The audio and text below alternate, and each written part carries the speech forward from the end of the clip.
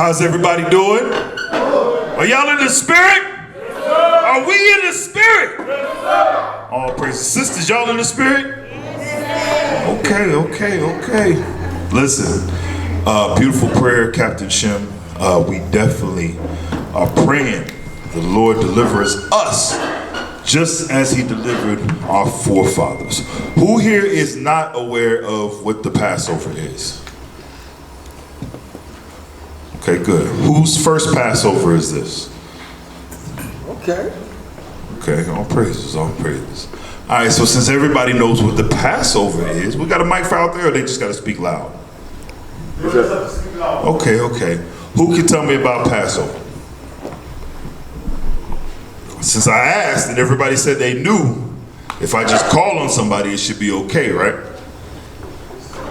Huh? Look, man, what raise his hand? Right there. Okay. Have him stand up. Stand up, young man. Shalom, sir. Most High Christ bless. Tell me about the Passover. I can't hear you, sir. Speak loud.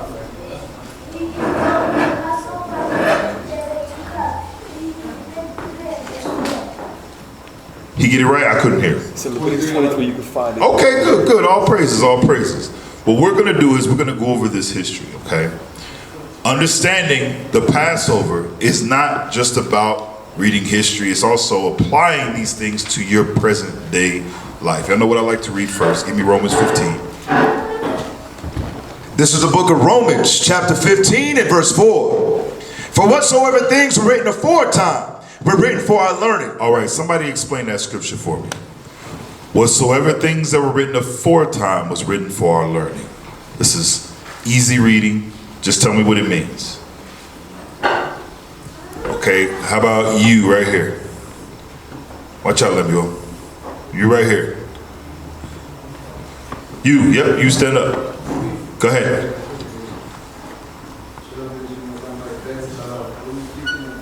Wait, you gave him a mic like, okay, I see what you're doing. Speak loud so I can hear you though. It goes into what our forefathers wrote, the ancient times for our living, the commandments, the history, the what you learn about our forefathers, how they moved, and what deep in the present times. Okay, good. Anybody else? Go ahead. Shalom. Just talking about the Bible was written for us to learn from and to do the things that is written. Very good. Read that again. Romans chapter 15 verse 4. Come on. For whatsoever things were written aforetime. When Paul wrote this, what was it that they had that was written? When this was written in real time, what was Paul speaking about? Go ahead. Okay, you right here. Shalom. It was the Old Testament, right? Things that were written aforetime was speaking about the Old Testament at this time. So for those that will teach or say don't worry about the Old Testament, they have no idea what they're talking about. You have to study what we call the Old Testament today to understand the New. It is impossible to know what's going on if you don't start at the beginning of the book. Okay, so things that were written aforetime was written for our learning, that we through patience and comfort of the scriptures might have hope. So let's get started with this history. Give me Exodus, the first chapter. Exodus chapter 1. We're not going to be too long as far as class, because as you see the sun is going down. There's going to be things that I'm going to want you to write down though, okay, so that y'all can reference later in your daily reading, okay. Exodus chapter 1, we're going to start at verse 1. This is the book of Exodus, chapter 1 and verse 1. Read. Now these are the names of the children of Israel, which came into Egypt, every man in his household with Jacob. Reuben, Simeon, Levi, and Judah. Issachar, Zebulun, and Benjamin. Dan and Naphtali, Gad and Asher. And all the souls that came out of the loins of Jacob were 70 souls. Question. Who in here knows what tribe they from? If you know what tribe you're from, raise your hand. What tribe you from? Benjamin. Okay, have a seat. Go ahead. What tribe you from? Judah in the building. Okay, have a seat. Who else? What's up, young man? What tribe you from? Tribe of Judah. Judah, okay. Raise your hand if you're not sure of your tribe. I'm gonna help you out real quick. You're not sure what tribe you're from. You want me to help you? Judah in the building, man. That's what I'm talking about. That's what I'm talking about. You gonna be Judah today. All praises. Read on. Verse 6. And Joseph died, and all his brethren, and all that generation. And the children of Israel were fruitful and increased abundantly, and multiplied, and waxed exceeding mighty. So this is speaking of a span of time. So our forefather Jacob went into Egypt with all of his sons, right?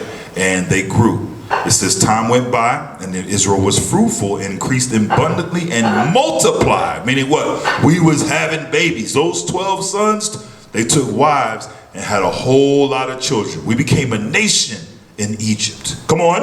And the land was filled with them.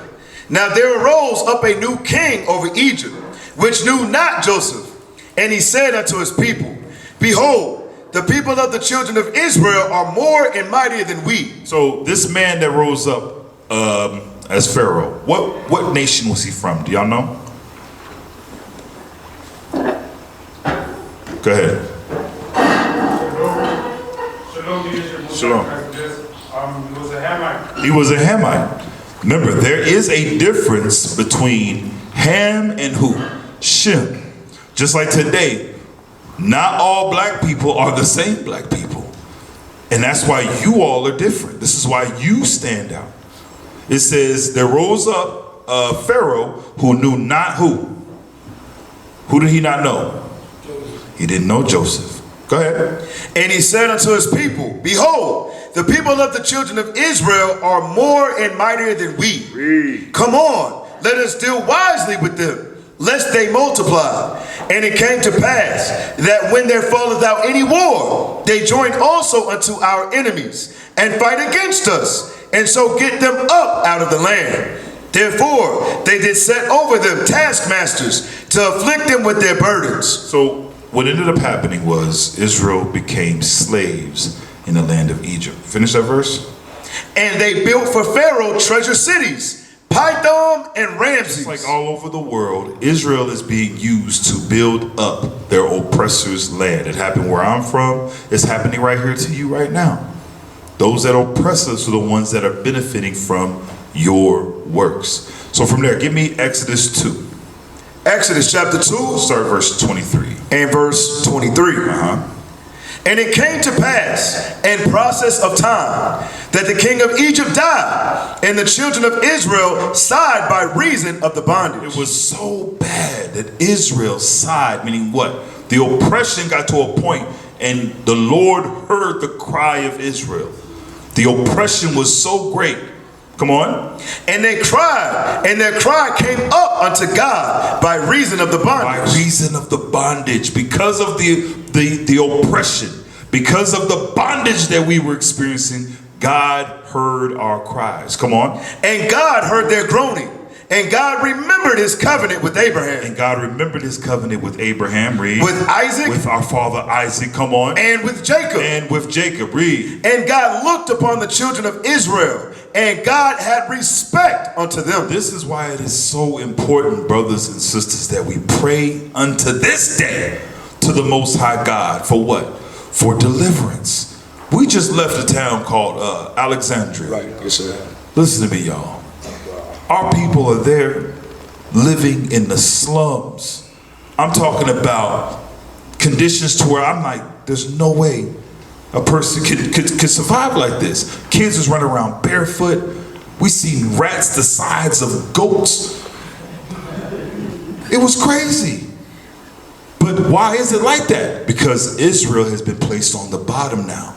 So all over the world, when you go to the slums and the ghettos, who do you find? The Israelites. This is why we got to continuously pray to the Most High. Ask for deliverance. Ask to be delivered from the hand of our enemies. Now watch this. Read on. Chapter 3. Chapter 3, verse 1. Yes, sir. Now Moses kept the flock of Jethro, his father-in-law, the priest of Midian, and he led the flock to the backside of the desert, and came to the mountain of God, even to Horeb. And the angel of the Lord appeared unto him in a flame of fire out of the midst of a bush. And he looked, and behold, the bush burned with fire, and the bush was not consumed. So Moses seen this burning bush. It was on fire, right? But the fire just kept going. The bush didn't get burnt up. The fire just continued. Read on. And Moses said, I will now turn aside and see this great sight, why the bush is not burnt. And when the Lord saw that he turned aside to see, God called unto him out of the midst of the bush and said, Moses, Moses. And he said, Here am I. Read. And he said, Draw not nigh hither. Put off thy shoes from off thy feet, for the place whereon thou standest is holy ground. He said, don't come close yet, Moses. Make sure you take your shoes off. The place where you're standing is holy ground. Why? Because the Lord was there. Come on. Moreover, he said, I am the God of thy father, the God of Abraham, the God of Isaac, and the God of Jacob. And Moses hid his face, for he was afraid to look upon God. And the Lord said, I have surely seen the affliction of my people which are in Egypt, and have heard their cry by reason of their taskmasters. For I know their sorrows, and I am come down to deliver them out of the hand of the Egyptians, and to bring them out of that land unto a good land, and a large, unto a land flowing with milk and honey. God seen the state that the Israelites were in, and he finally had enough and said, you know what? I am come down now to deliver the children of Israel out of the oppressive state that they're in and bring them to a land that flows with milk and honey. How many of y'all want to go to that land? How many of y'all want that from the Lord? I know I do. That's why we're here right now. Come on. Unto the place of the Canaanites, and the Hittites, and the Amorites, and the Perizzites, and the Hivites, and the Jebusites. Read. Now therefore, behold, the cry of the children of Israel is come unto me. Come on. And I have also seen the oppression. Seen what? The oppression. The oppression. Come on. Wherewith the Egyptians oppressed them. God says, I behold the oppression that the Egyptians have done against the Israelites. Read. Come now therefore, and I will send thee unto Pharaoh, that thou mayest bring forth my people, the children of Israel, out of Egypt. So he told Moses, I'm going to use you to bring out my people out of where? The land of Egypt. Now, I don't know about y'all. When I hear about deliverance, it makes me think about us being delivered in this time, especially when I see the condition of our people. I've been to a lot of places in the world, and one thing I can say, it all looks the same where Israel has been scattered. There's no way you can tell me this is by coincidence. There's no way. Even your brothers and sisters in South America look just like you. Same conditions. Why? Because God told us this is what's going to happen to us if we break the commandments, right? Well, we need that deliverance. So from there, what we're going to do, we can easily go over the whole story, but I'm sure everybody's pretty familiar. So what I want to do is I want to get from you a quick synopsis of what takes place from here. Who remembers what happens from this point? Let's see who's been reading. What happens from this point? Now God has told Moses, he said, hey, I'm going to use you to bring the children of Israel out of the land of Egypt. What happens next? The young Judite knows what happens. You young men, y'all don't know? Raise your hand if you don't know. Okay, so everybody knows. Great. Right here. What's your name? Ezekiel. Tell me what happens after this point.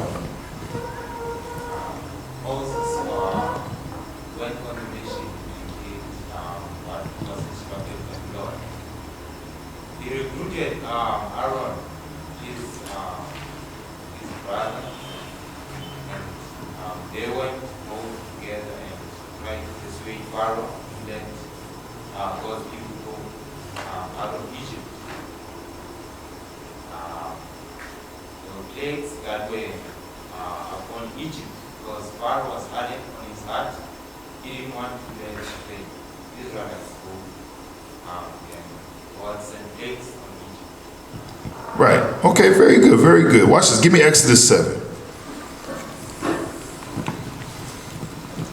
Exodus chapter 7. So very good. From this point, you see Moses goes and recruits his brother, right? His brother Aaron. Give me Exodus 7 and verse. Let's start at verse 1 real quick. This is the book of Exodus, chapter 7 and verse 1. Come on. And the Lord said unto Moses, See, I have made thee a god to Pharaoh, and Aaron thy brother shall be thy prophet. Thou shalt speak all that I command thee. And Aaron thy brother shall speak unto Pharaoh, that he send the children of Israel out of his land. And I will harden Pharaoh's heart, and multiply my signs and my wonders in the land of Egypt. Now some may say, wait a minute, that's not fair, God. You're going to harden Pharaoh's heart? You mean Pharaoh doesn't, he ain't got a choice? You're right, he doesn't. God said he's going to use the Pharaoh to do what? To show his power. We're going to go to that later. But this is the will of God. Read on. Verse 4, But Pharaoh shall not hearken unto you, that I may lay my hand upon Egypt. Wait. Remember, nothing happens by coincidence. He's doing this so that he can lay his hand upon Egypt. What does that sound like to you? Young man. What do you say? You're right about that. It does sound like joyfulness to me. But that's judgment. Right. A lot of what you're going to see, especially in the plagues, I wish I had time, especially in the plagues, these were things that affected us in oppression. Now, jump down to verse 14. I want y'all to write this down. We're going to go through the 10 plagues real quick. We're going to read a little bit, but not too much. But the first plague, Exodus 7:14. Exodus chapter 7, verse 14. I want y'all to write the scripture down, put it as plague number 1. Read. And the Lord said unto Moses, Pharaoh's heart is hardened. He refuses to let the people go. Get thee unto Pharaoh in the morning. Lo, he goeth out unto the water, and thou shalt stand by the river's brink against he come. And the rod which was turned to a serpent shalt thou take in thine hand. So he said, Moses, you're going to take that rod which he used to turn into a serpent. Remember, Moses threw down his staff and his serpent ate up the other serpents, right? Y'all remember that, right? Okay, he said, take that same rod. He says, in your hand, what you going to do? And the rod which was turned into a serpent shalt thou take in thine hand. Come on. And thou shalt say unto him, The Lord God of the Hebrews hath sent me unto thee, saying, Let my people go, that they may serve me in the wilderness. And behold, hitherto thou wouldest not hear. Thus saith the Lord. Come on. And this thou shalt know that I am the Lord. Behold, I will smite with the rod that is in mine hand upon the waters which are in the river, and they shall be turned to blood. So what was the first plague, brothers? Blood. The water turned to blood. Make sure you write that down. Water turned to blood. From there, give me Exodus chapter 8. Exodus chapter 8, verse 1. and verse 1. Read. And the Lord spake unto Moses. Remember, write down, this is the second plague. Come on. Go unto Pharaoh and say unto him, Thus saith the Lord, Let my people go, that they may serve me. And if thou refuse to let them go, behold, I will smite all thy borders with frogs. And the river shall bring forth frogs abundantly, which shall go up and come into thine house, and into thy bedchamber, and into thy bed, and into the house of thy servants, and upon thy people, and into thine ovens, and into thy kneading trough. He said frogs is going everywhere. There's going to be frogs in your house, frogs under the bed, frogs in the kitchen, frogs in the plates and the pots, frogs everywhere. Read on. And the frogs shall come up both on thee, and upon thy people, Read. and upon thy servants. And upon thy servants. Read. And the Lord spake unto Moses, saying unto Aaron, Stretch forth thine hand with thy rod over the streams, over the rivers, and over the ponds, and cause the frogs to come up upon the land of Egypt. Read. And Aaron stretched out his hand over the waters of Egypt, and the frogs came up and covered the land of Egypt. The frogs covered the whole land of Egypt. How many of y'all got frogs out here? Y'all got frogs. Y'all know how nasty them frogs is? They were everywhere. Write that down. Second plague was what? Frogs. From there, give me Exodus 8 and 16. Verse 16, and the Lord said unto Moses, say unto Aaron, stretch out thy rod, and smite the dust of the land, that it may become lice throughout all the land of Egypt. And they did so, for Aaron stretched out his hand with his rod, and smote the dust of the earth, and it became lice in man. Who in here ever seen lice? That thing is nasty. It went all over the land, everywhere. The filth. Okay, forget the filth. The discomfort of lice. Let me tell y'all something. Disgusting. Some of y'all think lice is just for white people. Oh no. It can get you too, especially whenever it covers the land. All right, read on. And they did so, for Aaron stretched out his hand with his rod, and smote the dust of the earth, and it became lice in man and in beast. Even your dog had lice. You and your dog and your goat both scratching. Come on.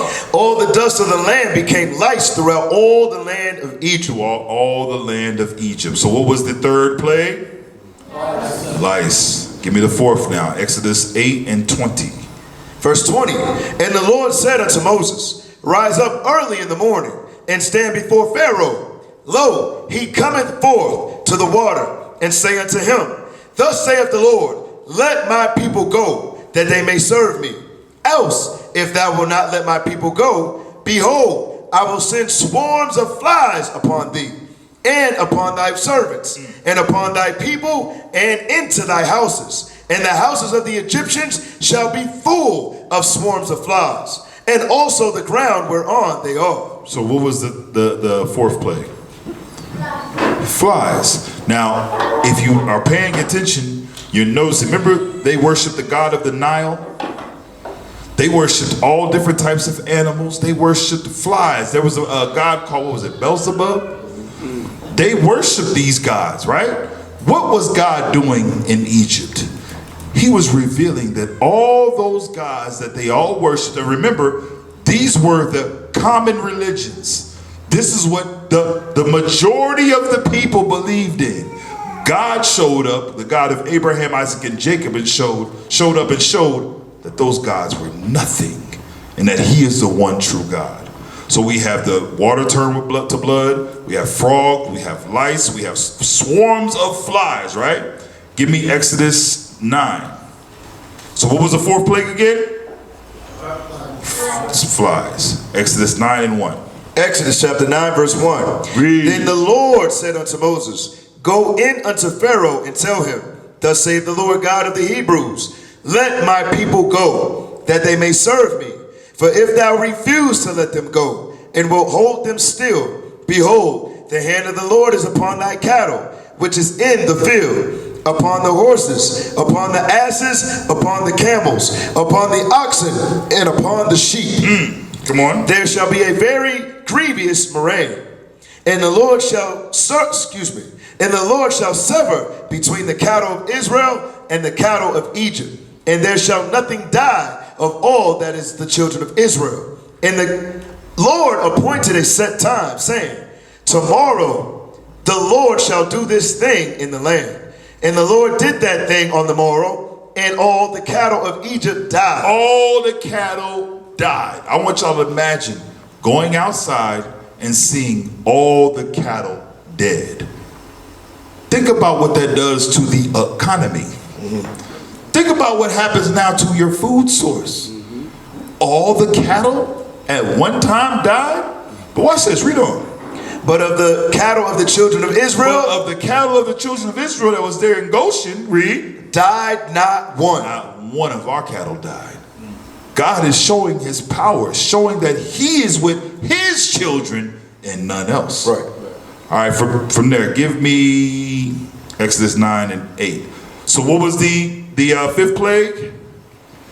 The death of the cattle, right? The livestock disease, murrain. Exodus 9 and 8.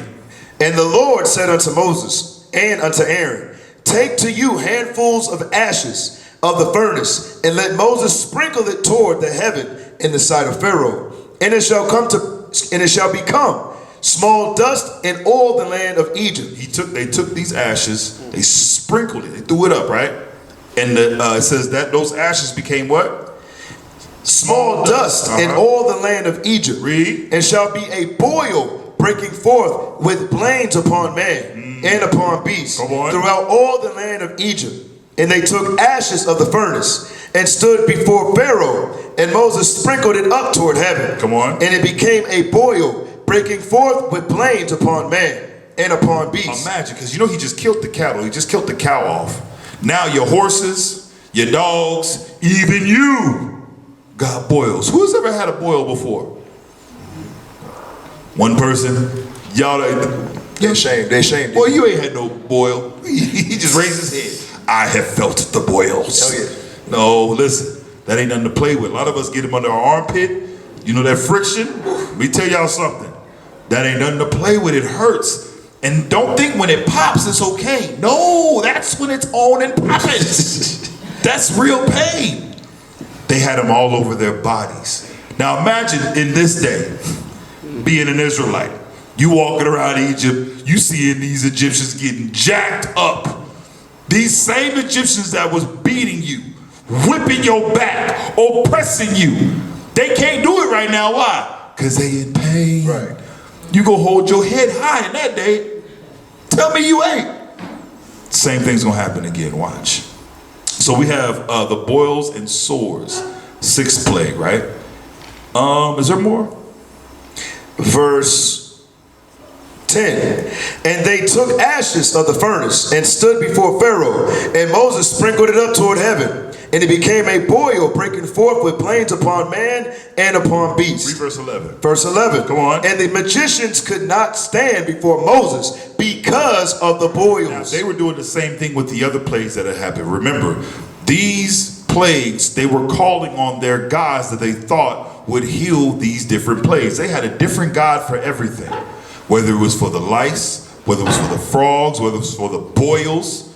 They were calling on these gods, right? And what were they finding out? That those gods wasn't real. That there was no, what was the name of that? Horus? Is that his name? He didn't show up to help you. He was not coming to get you. None of them gods is going to come fight for you. There's only one. So from there, give me Exodus 9. 13. Verse 13. And the Lord said unto Moses, rise up early in the morning and stand before Pharaoh and say unto him, thus saith the Lord God of the Hebrews, let my people go. So what plague number are we on right now? 7. Number 7, read. That they may serve me. Come on. For I will at this time send all my plagues upon thine heart, and upon thy servants, and upon thy people, that thou mayest know that there is none like me in all the earth. This was the purpose. So that all may know that there's none like the Lord upon the earth.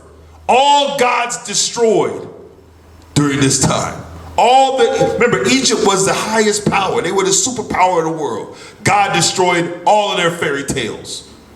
Read on. For now I will stretch out my hand, that I may smite thee and thy people with pestilence. With what? Pestilence. Come on. And thou shalt be cut off from the earth. Read. And in very deed for this cause have I raised thee up, for to show in thee my power. Read. And that my name may be declared throughout all the earth. Come on. And yet exaltest thou thyself against my people. Come on. That thou wilt not let them go. Read. Behold, tomorrow about this time. He said tomorrow about this time. Come on. I will cause it to rain a grievous hail. He said I'm going to cause it to rain a very grievous hail. Come on. Such as not been in Egypt. Come on. Since the foundation thereof, even till now. Come on. Send therefore now, and gather thy cattle, and all that thou hast in the field. For upon every man and beast which shall be found in the field, and shall not be brought home, come on, the hail shall come down upon them, and they shall die. He that feared the word of the Lord among the servants of Pharaoh made his servants and his cattle flee into the houses. Read. And he that regarded not the word of the Lord left his servants and his cattle in the field. And the Lord said unto Moses, stretch forth thy hand toward heaven, that there may be hell in all the land of Egypt, upon man and beast, and upon every herb of the field, throughout the land of Egypt. Come on. And Moses stretched forth his rod toward heaven, and the Lord sent thunder and hail, and the fire ran along upon the ground. And the Lord rained hail upon the land of Egypt. Watch this. Come on. So there was hail, and fire mingled with hail. He said there was hail and fire mingled with the hail.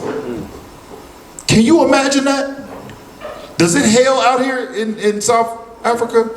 So y'all seen hail, right? Where I'm from, we get them big old hail balls. When I say it will knock you out, if you outside, it will knock you out. Now I want you to imagine a big old thing of ice, right? Falling from the sky. The size of this cup. The size of this cup, right? And there's fire in the ice. You get hit, you confused. You don't know if you hot or cold. Imagine that. The Egyptians seeing that hail mingled with fire. God was showing his powers. See, they worshiped the gods of the stars and the skies. Well, what did they do that night? Called on them. Help me, help. He wasn't there. Why? Because he's the only God. There is no other. All right, from there, give me Exodus 10, start at verse 1. Exodus chapter 10 and verse 1. So which plague was that? Hail and fire mingled together? That was number 7. Come on. And the Lord said unto Moses, Go in unto Pharaoh, for I have hardened his heart, and the heart of his servants, that I might show these my signs before him. Come on. And that thou mayest tell in the ears of thy son, and of thy son's son, what things I have wrought in Egypt. Y'all heard what he said? Listen to this again. I'll read it. And the Lord said unto Moses, Go unto Pharaoh, for I have hardened his heart, and the heart of his servants, that I might show these signs before him, and that thou mayest tell in the ears of thy son, and of thy son's sons, what things I have wrought in Egypt, and my signs which I have done among them. All of this was for a purpose. All of this was to be a what? A sign to the world. Do not mess with his people. Did they listen? No. But you know what's crazy? Even after all of this, we didn't even listen. To this day, we don't even listen. Read on. Verse 3. Read. And Moses and Aaron came in unto Pharaoh, and said unto him, Thus saith the Lord God of the Hebrews, How long wilt thou refuse to humble thyself before me? Let my people go, that they may serve me. Come on. Else, if thou refuse to let my people go, behold, tomorrow will I bring the locust into thy coast. Come on. And they shall cover the face of the earth, that one cannot be able to see the earth. Do y'all know how many locusts that is? He said they're going to cover the earth to where you won't even be able to see the ground anymore. You're going to look outside and it's going to be locusts. That's it. You're not going to see your trees. You're not going to see your doorsteps. You're not going to see your house. You're going to see locusts. Now, what do you think those locusts are doing?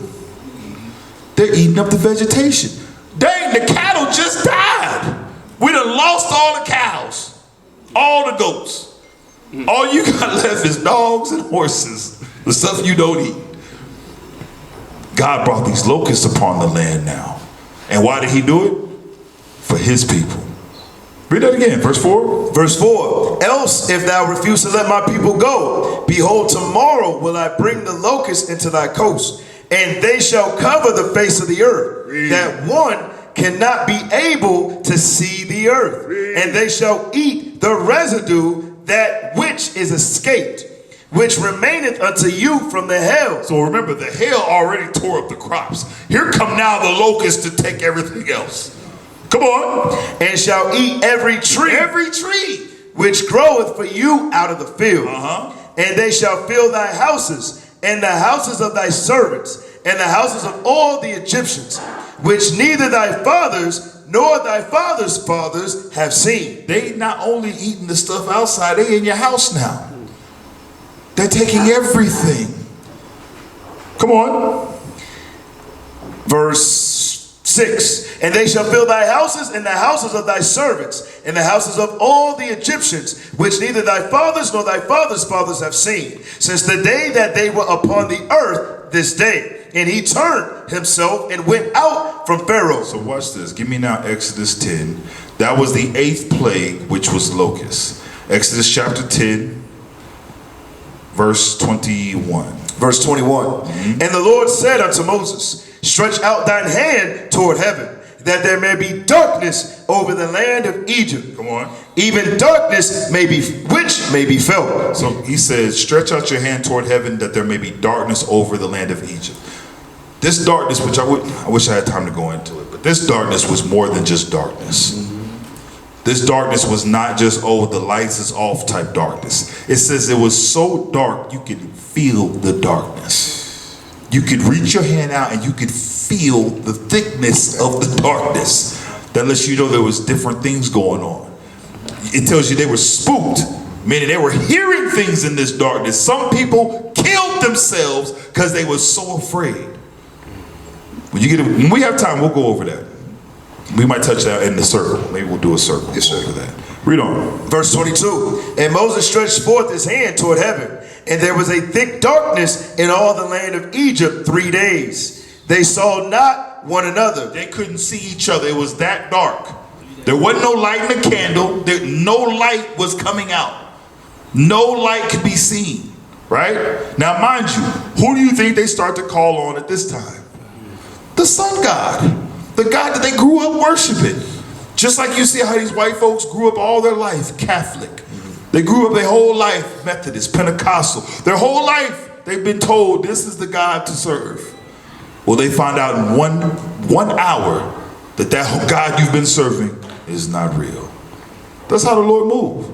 Read. They saw not one another, neither rose any from his place for 3 days. Come on. But all the children of Israel had light in their dwellings.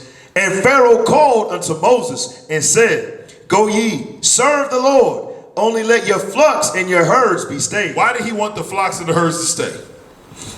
Because all their stuff was gone. Pharaoh said, listen, go, just go. Just leave your flocks and your herds, because what? All our stuff is dead.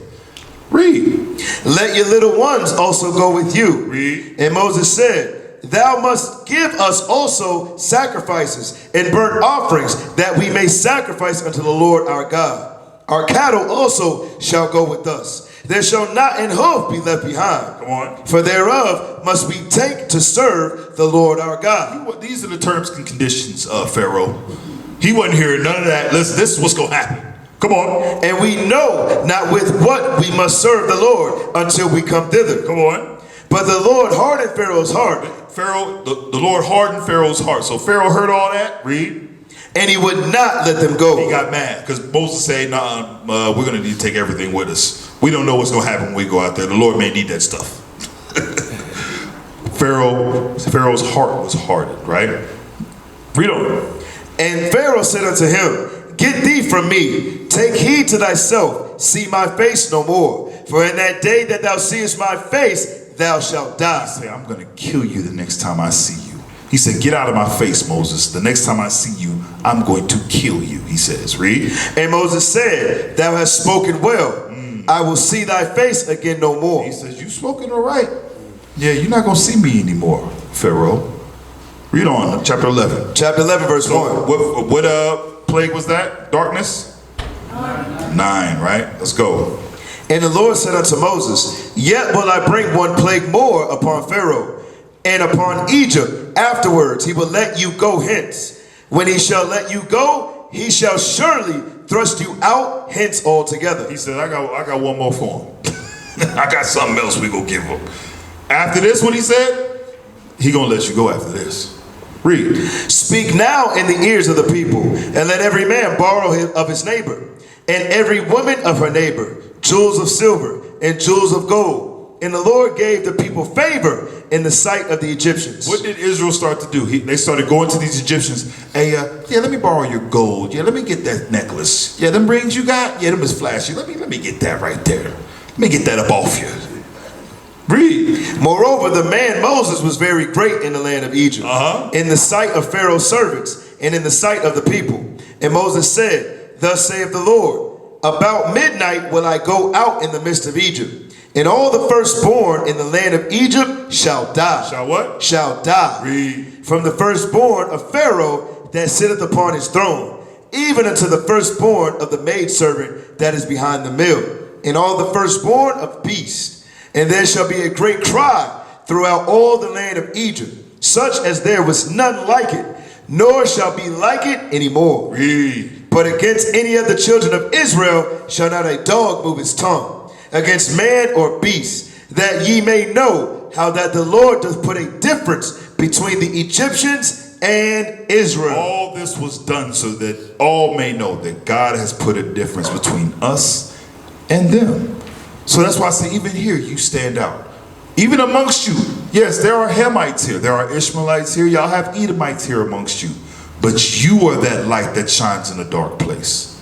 You are the ones that the Lord has chosen. This is why we must carry ourselves as the ones that the Lord has chosen. Come on. And all these thy servants shall come down unto me, and bow down themselves unto me, saying, Get thee out, and all thy people that follow thee, and after that I will go out.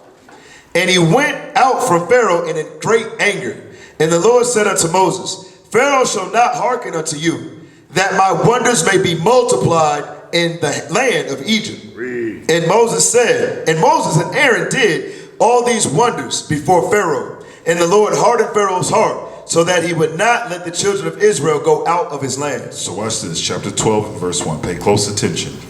And the Lord spake unto Moses and Aaron, and in the land of Egypt, saying, This month shall be unto you the beginning of months. What month was this? Very good. Very good. What's his name again? Say your name again, young man.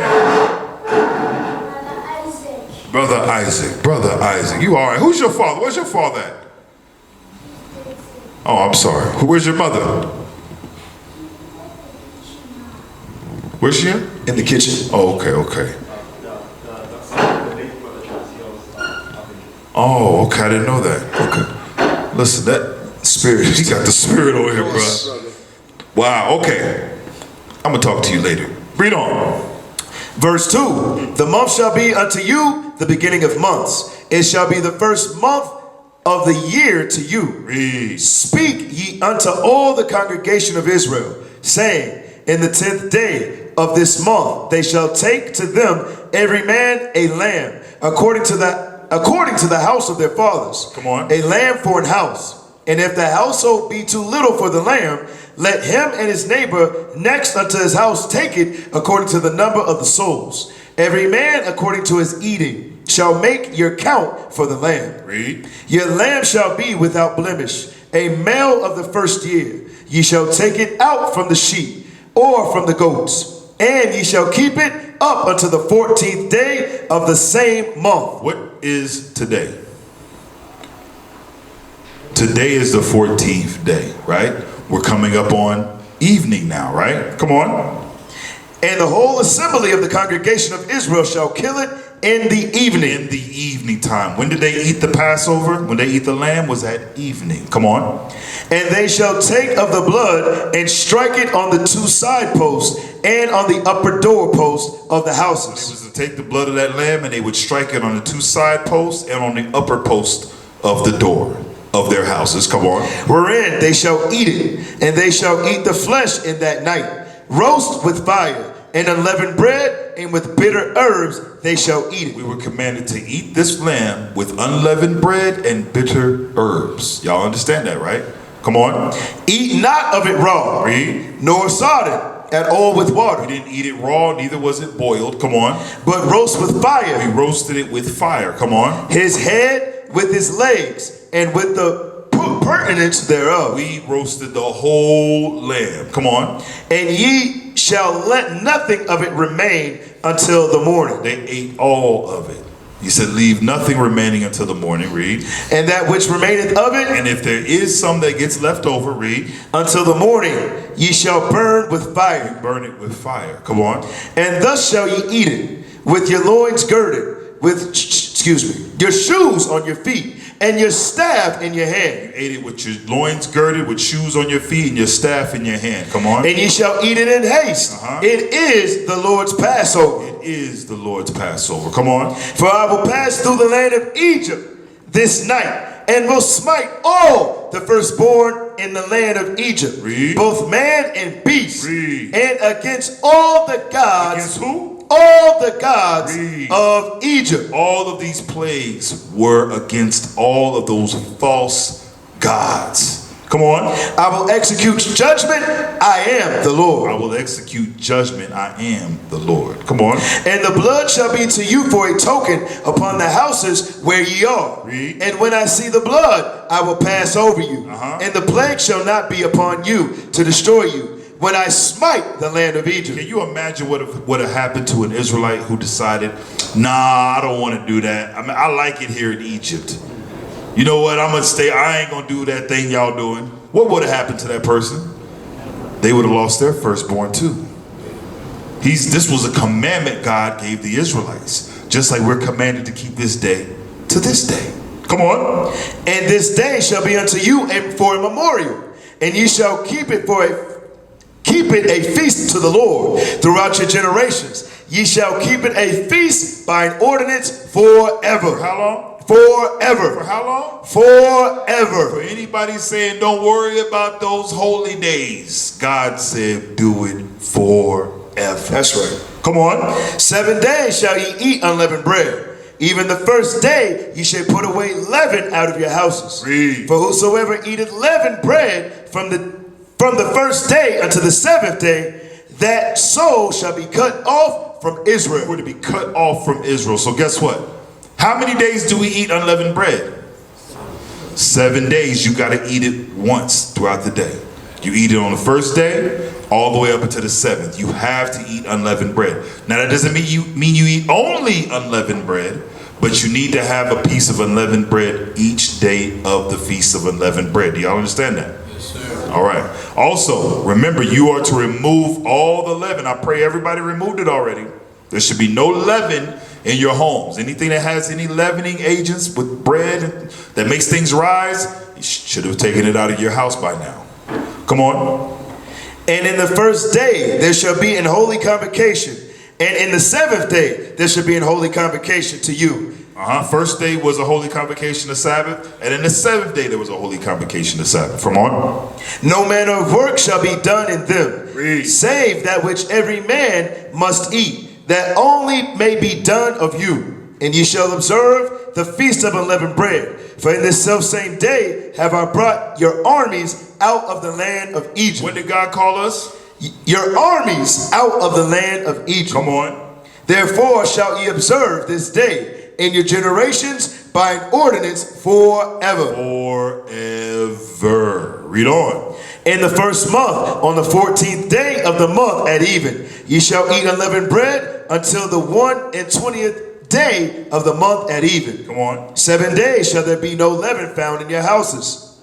For whosoever eateth that which is leavened, even that soul shall be cut off from the congregation of Israel. See how important this is? God said that soul would be cut off. So every day you must eat a piece of unleavened bread. Does everybody understand that? Yes, sir. Read.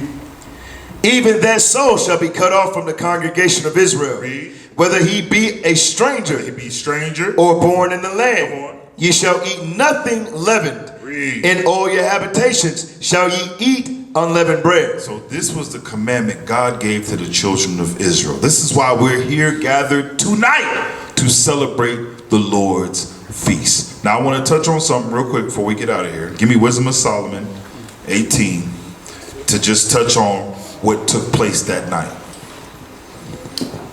Wisdom of Solomon chapter 18 and verse 1.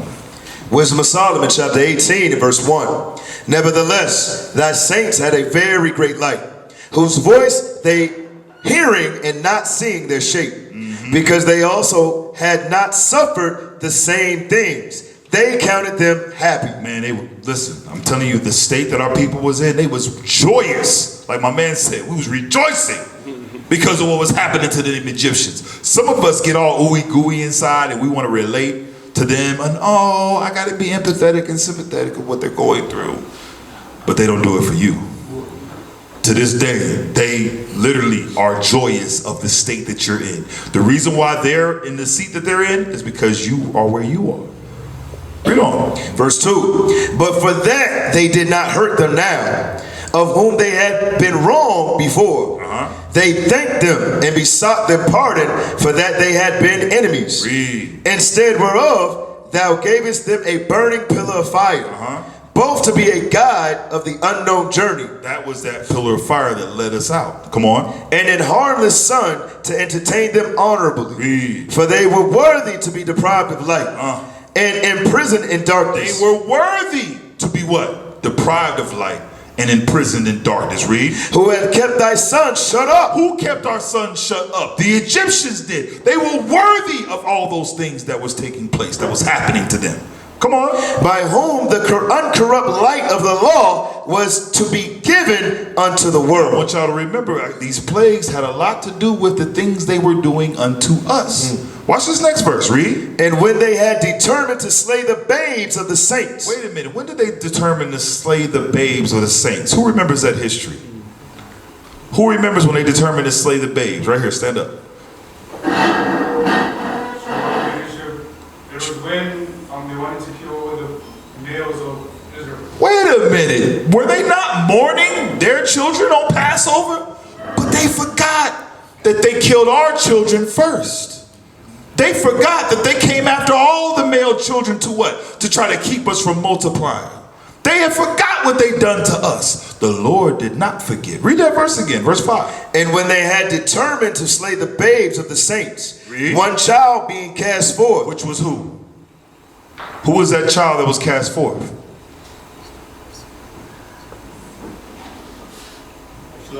Moses. Moses. It said one child being cast forth, read, And saved. and saved. That child was saved. Come on. To reprove them. He was saved to do what? Reprove them. God used Moses.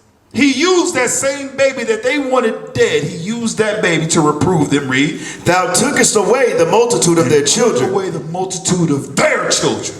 The multitude of their children had to what now? Die. Read. And destroyed them all together in a mighty water. Remember what happened? The Red Sea, when they put up, oh man.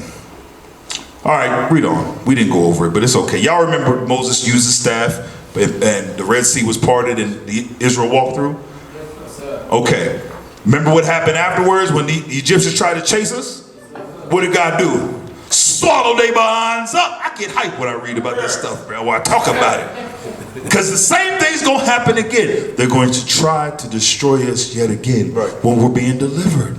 And what's God going to do? He's going to show his power in these other nations. Read on. Verse 6. Of that night were our fathers certified afore. Come on. That assuredly knowing unto what oaths they had given credence, that they may afterwards be of good cheer. So of thy people was accepted both the salvation of the righteous and the destruction of the enemy. That's right. Read on. For wherewith thou didst punish our adversaries, by the same thou didst glorify us, whom thou hast called. God glorified us at the same time as punishing our enemies. All the world shook when they heard about what happened to the Egyptians that came against the children of Israel. Read. For the righteous children of good men did sacrifice secretly, and with one consent made a holy law, that the saints should be alike partakers of the same good and evil. Read on. The fathers now singing out the songs of praise. But on the other side, there sounded an ill according cry of the enemies. Come on. And a lamentable noise was carried abroad for children that were bewailed. Here it is. One side they're rejoicing. Here it is. You painted the post of your doors, right? You knew I got to take this blood and paint the post of my doors, and my firstborn ain't gonna die because I serve the God of Israel, the God of my fathers, right? And in that night, what happened? You woke up and heard the screaming. You heard the crying, the bewailing. And what did you do? Oh, snap, that happened. And you rejoiced because you knew that spirit passed over your house. You knew that angel of death skipped over your house because you were judged to be righteous and chosen. I don't know about y'all, but that makes me feel good inside. Right. They rejoiced while the enemies bewailed. Read on. Verse 11. The master and the servant were punished after one manner, and like as the king, so suffered the common person. Come on. So they all together had innumerable dead with one kind of death. Come on. Neither were the living sufficient to bury them. For in one moment the noblest offspring of them was destroyed. Read. For whereas they would not believe anything by reason of the enchantments upon the destruction of the firstborn, they acknowledge this people to be the sons of God. They acknowledged that this people was what? God's people, the sons of the living God. Now, I know we always think, when it says the firstborn, we always think about babies, right? No. If you had a firstborn, regardless how old that firstborn was, guess what? If they was alive, out of there. They died that night in Egypt. That's why there wasn't nobody to bury. It was straight chaos going on in Egypt. Come on. For while all things were in quiet silence, and that night was in the midst of a swift course, thine almighty word leaped down from heaven, out of thy royal throne. Christ came down and killed those firstborn. I know it sounds scary. That's why I want to make sure I'm on the right side of the sword. I don't want to be on the wrong side of the sword of the Lord. This is why it's of the utmost important to do what? Repent and seek ye the kingdom. Because nothing else matters. There's nothing else going on in your life that's worth losing the kingdom over. Read on. As a fierce man of war into the midst of a land of destruction. Come on. And brought thine unfeigned commandment as a sharp sword. And standing up, filled all things with death. Filled all things with death. That's what the almighty word did when it came down. Come on. And it touched the heaven, but it stood upon the earth. Jump to chapter 19 and verse 1. We're almost done. Chapter 19, verse 1. Come on. As for the ungodly, wrath came upon them without mercy. They didn't get no mercy. The Lord already had it set on how he was going to deal with these Egyptians. He made his name known in Egypt. Come on. Unto the end. For he knew before what they would do. Read. How that having given them leave to depart, and sent them hastily away, they would repent and pursue them. He knew that after all that happened, after all those plagues, all them frogs, them boils, them locusts, after the firstborn died, he knew that they was going to rise up and chase Israel anyway, try to come kill him. He knew it. Read. For whilst they were yet mourning, they was still mourning their dead. Read. And making lamentation. They was making lamentation. They was mourning. They was sobbing, crying. It was still in their heart, in their mind to say, we got to go get those Israelites. Come on. And making lamentation at the graves of the dead, they added another foolish device. Decided to come after us. Come on. And pursue them as fugitives. Because remember, we left that night. After the firstborn died, and that night we was gone. We was out of there. Come on. Whom they had entreated to be gone. They entreated to be gone. Come on. For the destiny. For what? For the destiny. Read on. Whereof they were worthy. For the destiny whereof they were worthy.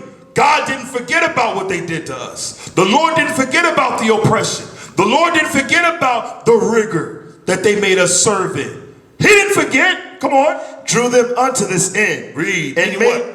And made them forget the things that had already happened. For the destiny whereof they were worthy drew them unto this end and made them forget the things that already happened.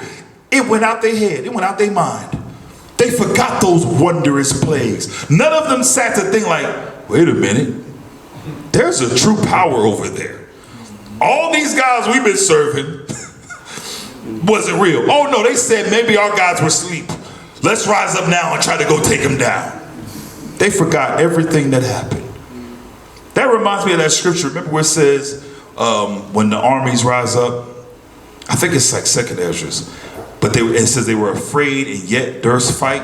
Oh yeah, it's 13. Right, it's 13. The same thing's gonna happen again. You didn't see that big black man come out the sky and you think you you about to fight? What's that old saying? Your arms is too short to box with God. You really think you gonna swing on the Lord? Man, you gotta be out your mind. You gonna shoot your little pea shooter, your little gun, or your missile, or you gonna fly your jet up there to deal with God? You got to be crazy.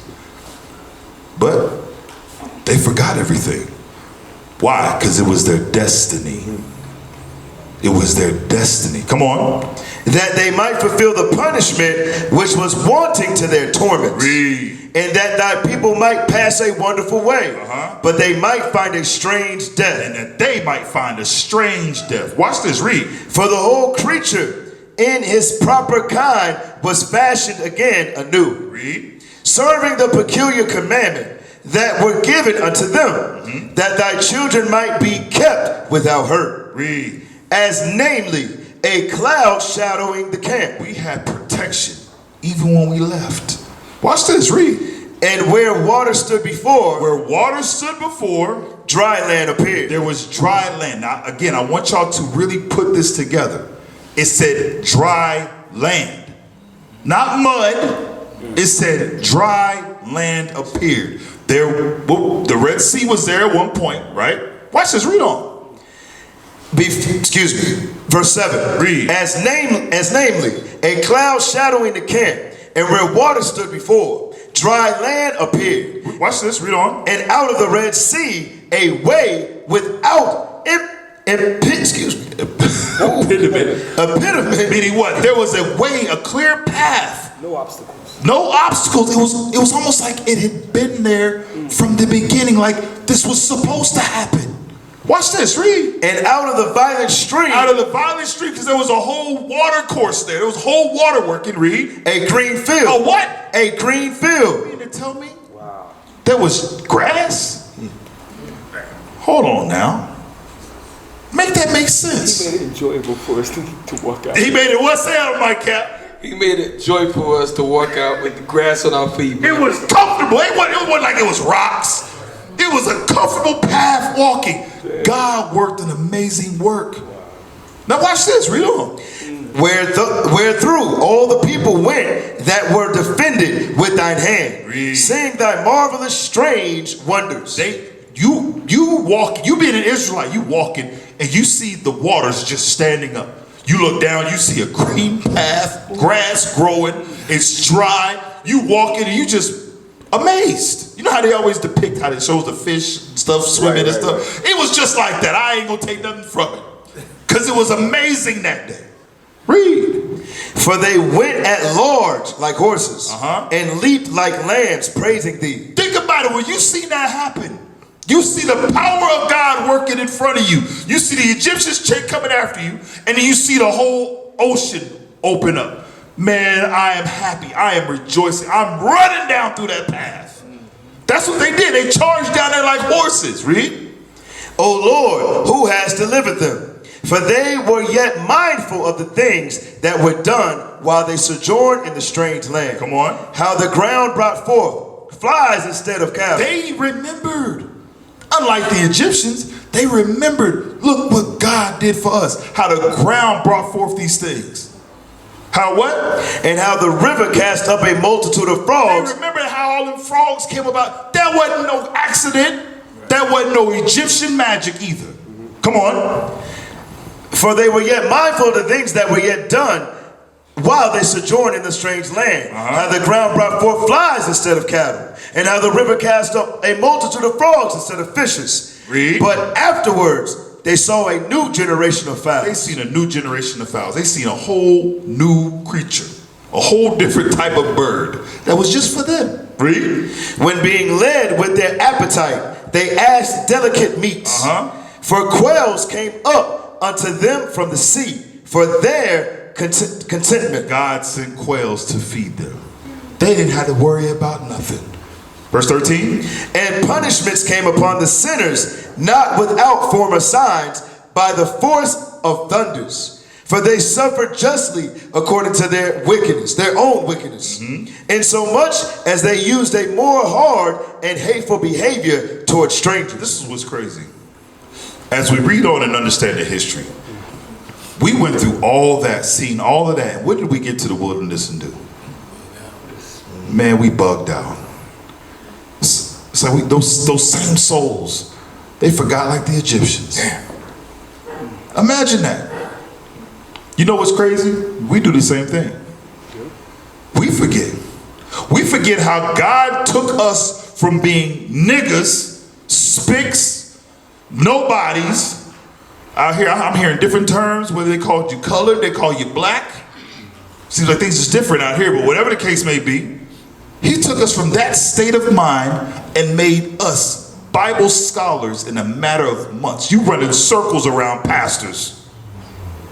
And then we forget that power real quick when temptation comes, when lust comes. We forget that power that was bestowed upon us real quick when tribulation comes up against us. Why? What's wrong with us? Give me Deuteronomy 16, I'm sorry. Deuteronomy 16:1. Just something to think about. Deuteronomy chapter 16 and verse 1. Observe the month of Abib and keep the Passover unto the Lord thy God. Read. For in the month of Abib the Lord thy God brought thee forth out of Egypt by night. Thou shalt therefore sacrifice the Passover unto the Lord thy God of the flock and of the herd in the place which the Lord shall choose to place his name there. This is the commandment God gave. Give me Exodus 13. Verse 3, this is the commandment that God gave. This is why we keep it. Exodus chapter 13, verse 3. Come on. And Moses said unto the people, Read. Remember this day. Do what? Remember this day. Do what? Remember this day. Remember this day. Come on. Which he came out from Egypt. The day in which you came out from the land of Egypt. Come on. Out of the house of bondage. Out of the house of bondage, the house of slavery, the house of servitude. The house of oppression. Read. For by strength of hand the Lord brought you out from this place. Come on. There shall no unleavened bread be eaten. There shall no what? Unleavened bread be eaten. There shall no leavened bread be eaten. No leavened bread. Remember this day, the Lord's telling us. Come on. This day came ye out in the month of Abib. Come on. And it shall be when the Lord shall bring thee in the land into the land of the Canaanites and the Hittites and the Amorites and the Hivites and the Jebusites. This was the land that flowed with milk and honey that God promised to our forefathers that the Hamites was inhabiting. Come on. Which he sware unto thy fathers to give thee a land flowing with milk and honey. Come on. That thou shalt keep this service in this month. 7 days shalt thou eat unleavened bread. And in the 7th day shall be a feast unto the Lord. Read on. Unleavened bread shall be eaten 7 days, and there shall be no leavened bread be seen with thee. Neither shall there be leaven seen with thee in all thy quarters. Come on. And thou shalt show thy son in that day. We have been commanded to show our son in that day, saying, This is done because of that which the Lord did unto me when I came forth out of Egypt. We are to do what? Teach our sons this. Like I said, thy sons, this history, lest we forget. Many of our people right now, we've been trying to tell them, they've forgotten. They've forgotten where they've come from. They've forgotten who they are. But a day's coming when our people will remember. That remnant that's going to remember is going to rise up and wake up.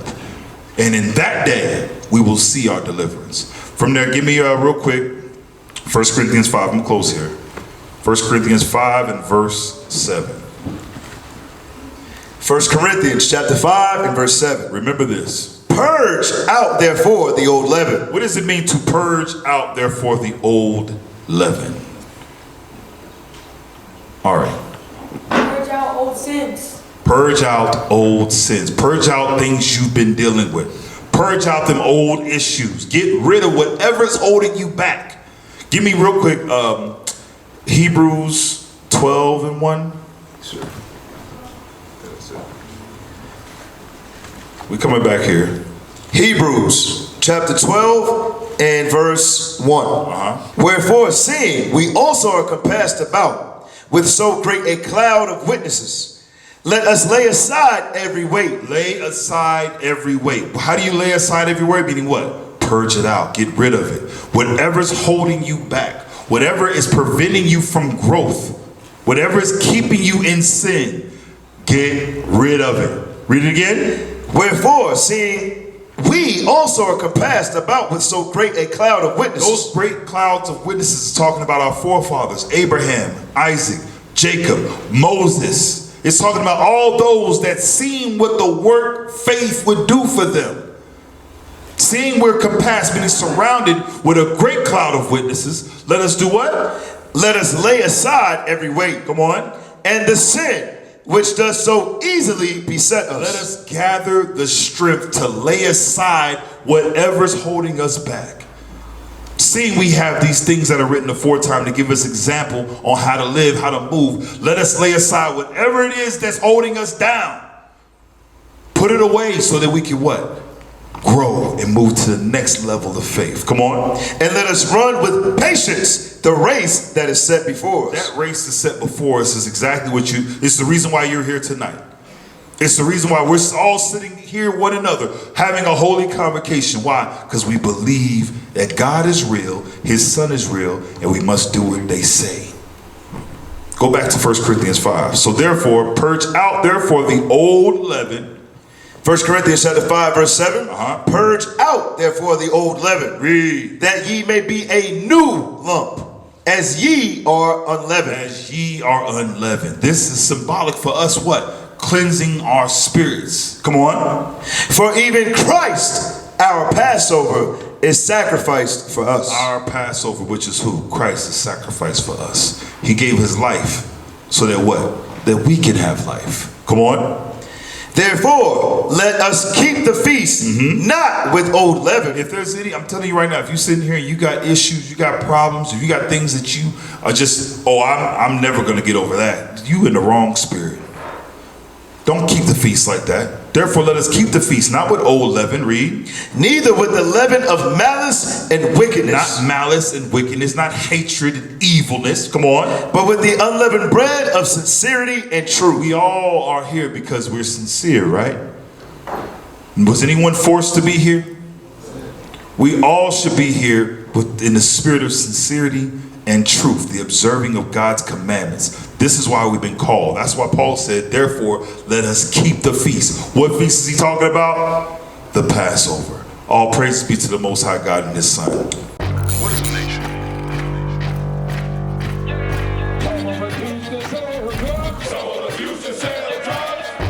Nation is men leading by example.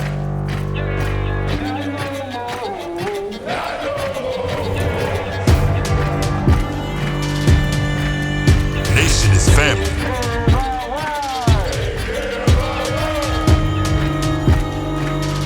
Nation is community.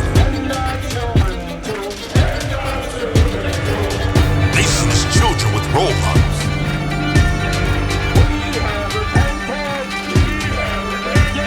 Nation is unity.